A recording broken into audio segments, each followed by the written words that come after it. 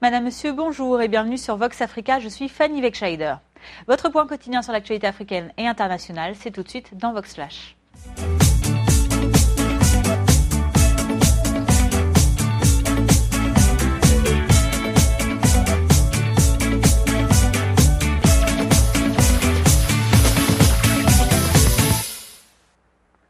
Nous vous le disions hier dans notre journal du soir Vox News, en Centrafrique, une vingtaine des 30 candidats à la présidentielle dénoncent une mascarade électorale.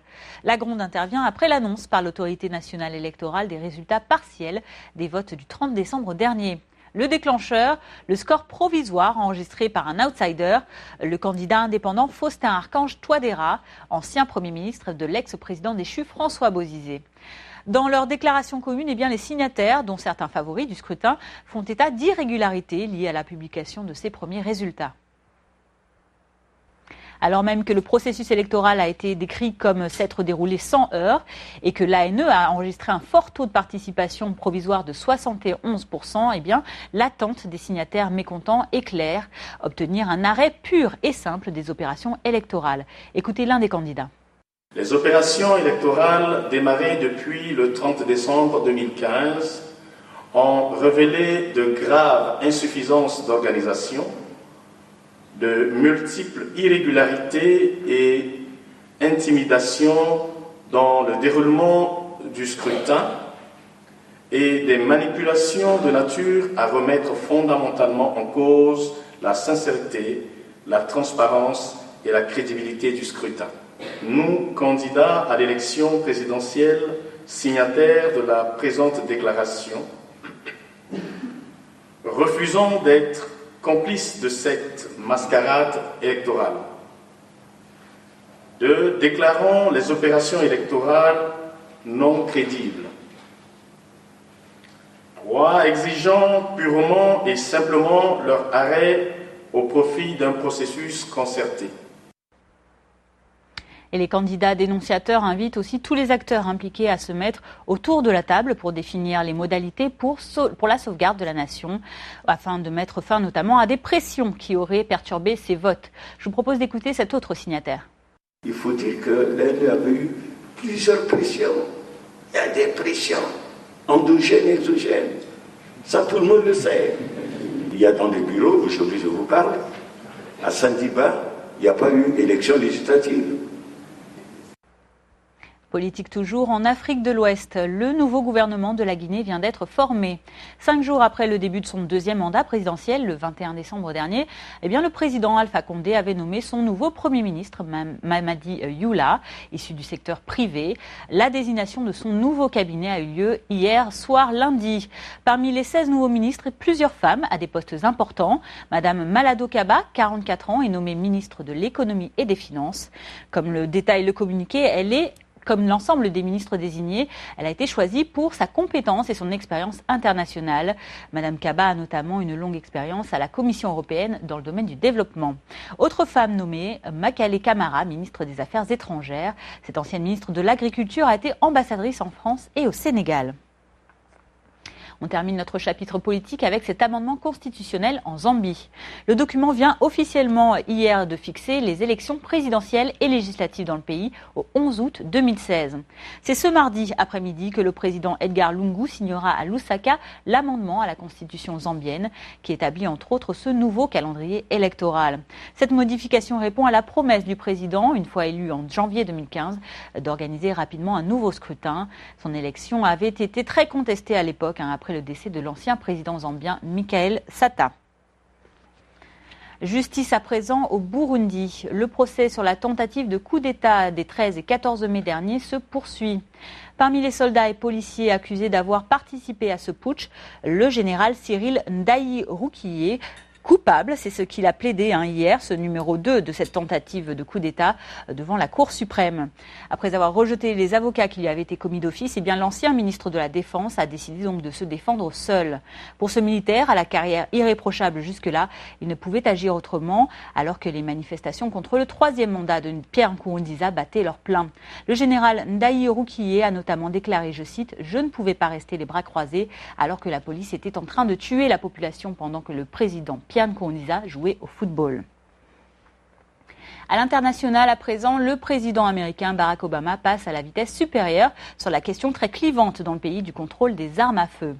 Tout juste rentré de vacances et alors qu'il démarre sa dernière année complète au pouvoir, Barack Obama s'est déclaré déterminé à agir.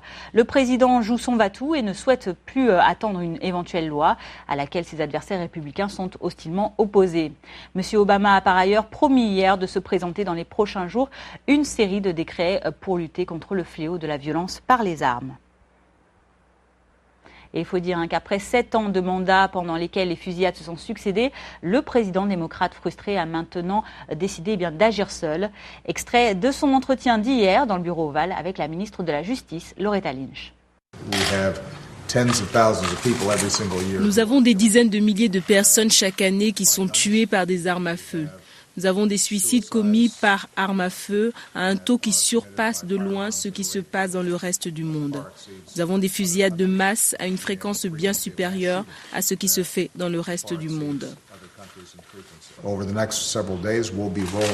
Dans les prochains jours, nous allons mettre en place ces initiatives. Nous voulons nous assurer que les gens comprennent bien ce qui peut faire la différence et ce que nous pouvons faire. Triste nouvelle dans le cinéma français, l'acteur Michel Galabru est mort à l'âge de 93 ans. Le comédien français est décédé lundi matin à Paris dans son sommeil, selon sa famille. Celui qui est né en 1922 à Safi au Maroc était bien connu notamment pour ses films comiques, comme notamment Le Gendarme de Saint-Tropez, sorti en 1964. Michel Galabru était l'un des acteurs français de théâtre et de cinéma les plus populaires. Il avait mis sa faconde au service des nombreuses œuvres du répertoire et de boulevard, ou encore de films comme Le Juge et l'Assassin de Bertrand Tavernier, qui lui avait valu un César du meilleur acteur. Michel Galabru aimait la vie, ce sont les mots du réalisateur Jean-Pierre Mocky à son égard qui lui rend hommage. Écoutez-le. Cette génération-là, c'est une génération exceptionnelle parce que d'abord c'était un monsieur qui a fait des études brillantes il était au conservatoire. Après, il a fait la Comédie Française.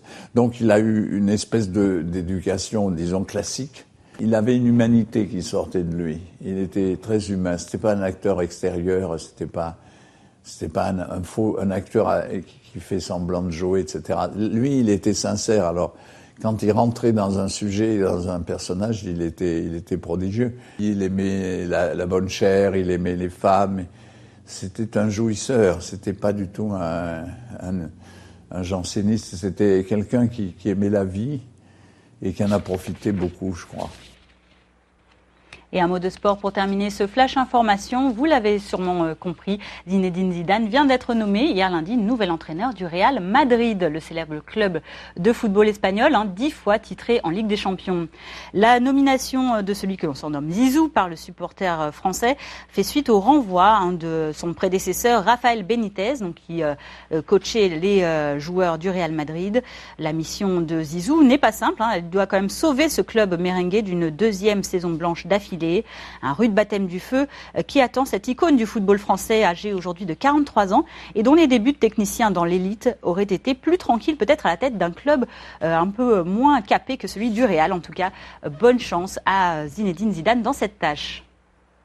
Et justement, écoutons un commentaire du principal intéressé, Zinedine Zidane. Il est suivi du président du Real Madrid.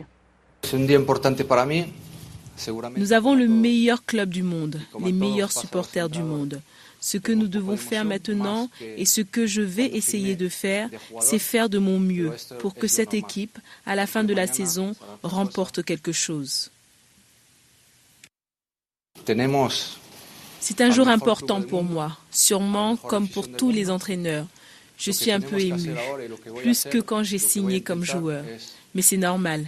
À partir de demain, ce sera autre chose. Zidane est sans aucun doute une des plus grandes figures de l'histoire du football. Il sait mieux que personne ce que signifie être à la tête de l'équipe première du Real Madrid. Il est pleinement conscient du côté à la fois dur et passionnant de son rôle compliqué d'entraîneur.